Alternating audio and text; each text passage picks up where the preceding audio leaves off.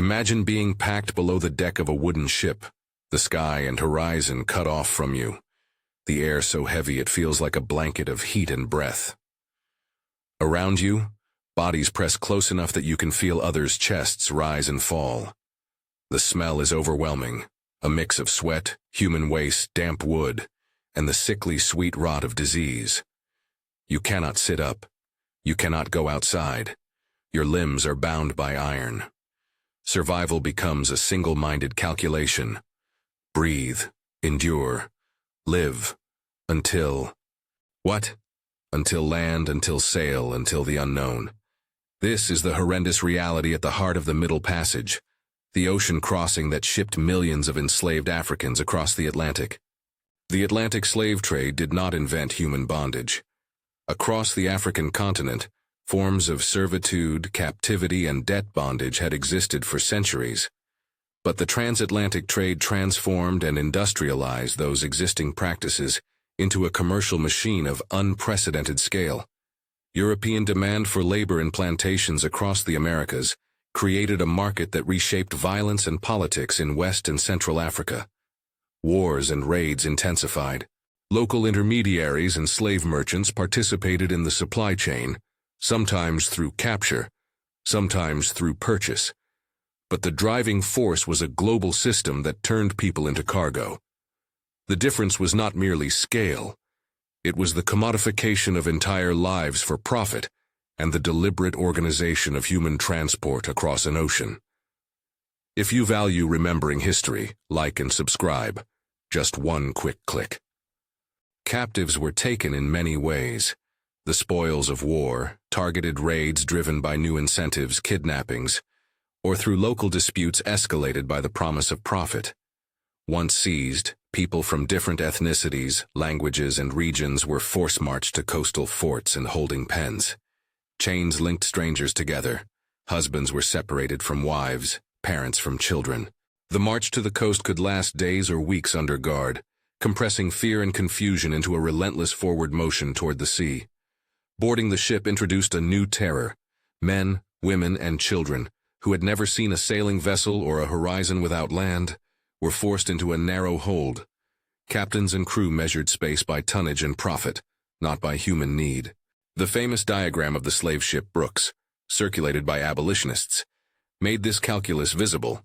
Lines drawn to show how hundreds of human beings were packed into deck plans as if they were cargo.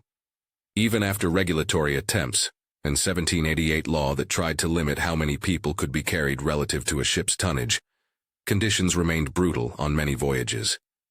The declared intent of regulation did little to stop overcrowding where profits were at stake. Below decks, the logistics of survival were impossible to maintain with dignity. Chains cut into flesh, feet and wrists swelled and grew numb. There was no privacy, no sanitation. Many ships forced captive people to relieve themselves where they lay. The stench of waste and the dampness of cramped wood created an environment where disease spread rapidly. Heat stifled breath. Air was circulated through narrow gratings, often insufficient for the bodies crowded beneath. Food, when it arrived, was meager and monotonous, intended to keep people alive enough to sell, not to preserve health. When someone grew sick or refused to eat, crew responses could be coldly pragmatic. The sick might be penned off, thrown overboard, or simply left to die in the hold. Accounts indicate that roughly 15% of those forced on the Middle Passage died en route on average, though rates varied widely by voyage, season, and disease outbreaks. Disease was a constant companion. Dysentery and diarrheal illnesses, fueled by the lack of clean water and the presence of human waste, swept through holds.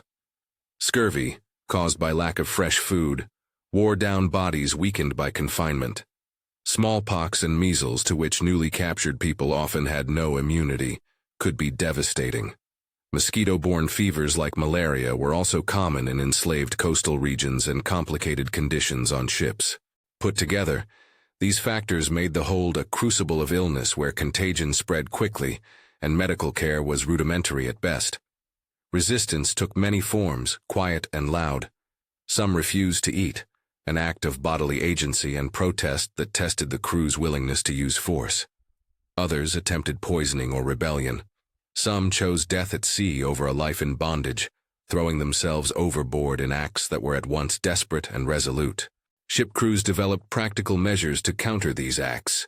Nets, grappling boats, and organized retrievals focused not on saving lives, but on protecting the ship's human cargo as property and preserving the financial investment. Bodies recovered from the sea were counted against losses. Bodies not recovered were losses on the ledger, economic considerations overriding the humanity of those lost. Punishment was a daily threat. Floggings, shackling, and confinement were routine tools used to enforce order. Captains and mariners established brutal systems of discipline that aimed to suppress resistance. At times, when enslaved people refused to eat or were perceived as diseased, crew members used mechanical devices to force-feed them, a practice described in contemporary accounts and criticized by abolitionists. These instruments, used in the name of preserving cargo, symbolized the reduction of people to a commodity whose health was monitored only insofar as it protected profit. Women and girls faced particular vulnerabilities during the Middle Passage. Beyond the general hardships of confinement and disease, they were exposed to sexual exploitation and violence. Because of both their gender and their perceived value for reproductive and domestic labor on plantations, women were often subjected to abuse by some members of the crew, or segregated from men in ways that compounded their isolation. Accounts from survivors and observers emphasize the terror of separation, the use of women as objects of sexual control, and the specific psychological harm that accompanied these abuses. It is important to describe this without sensationalism.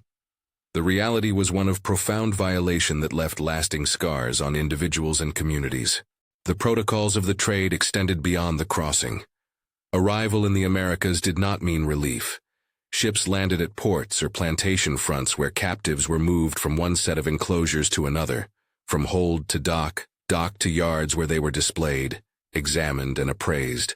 Older enslaved people who had survived earlier voyages sometimes tried to reassure new arrivals with cautious advice: what to say, how to behave. But that guidance could only do so much against the system that waited on shore. Auctions reduced names and years of life to lots and prices. Families were torn apart, as buyers selected laborers for plantations, households, or further resale. The terror of that first public spectacle, the exposure to strangers, the touch of strangers assessing bodies for sale, was an extension of the dehumanization begun aboard ship.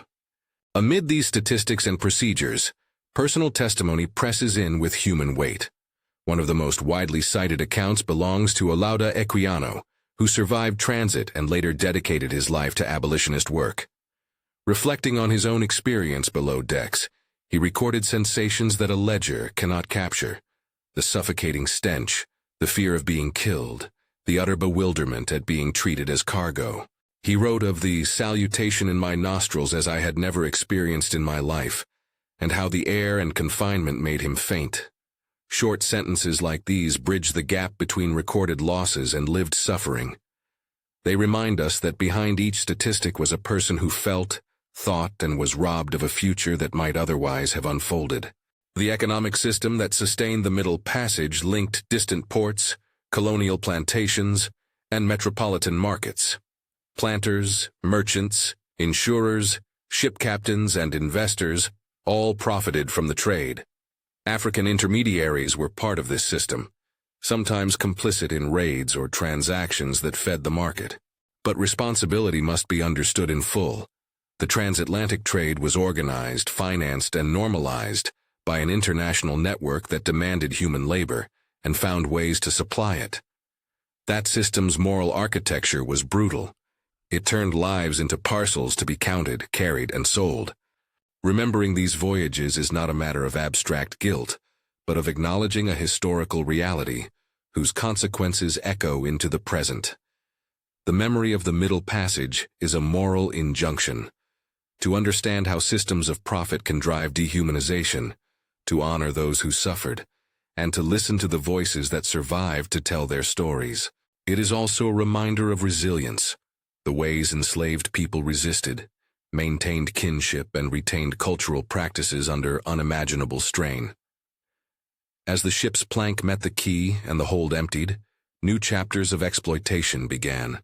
Labor under the sun, generations reshaped by forced movement, communities remade through loss. The auction block was the blunt instrument of a global economic logic. The memory of every crossing is a testament to human cost. We owe it to the dead and the living to learn, to teach, and to refuse to let such histories slip into abstraction. If this account moved you, share this video, leave a comment noting which fact struck you most, and subscribe for more historical deep dives. Above all, remember the names we can recover, the voices like Equianos that speak across centuries, and the millions whose stories demand that we never look away.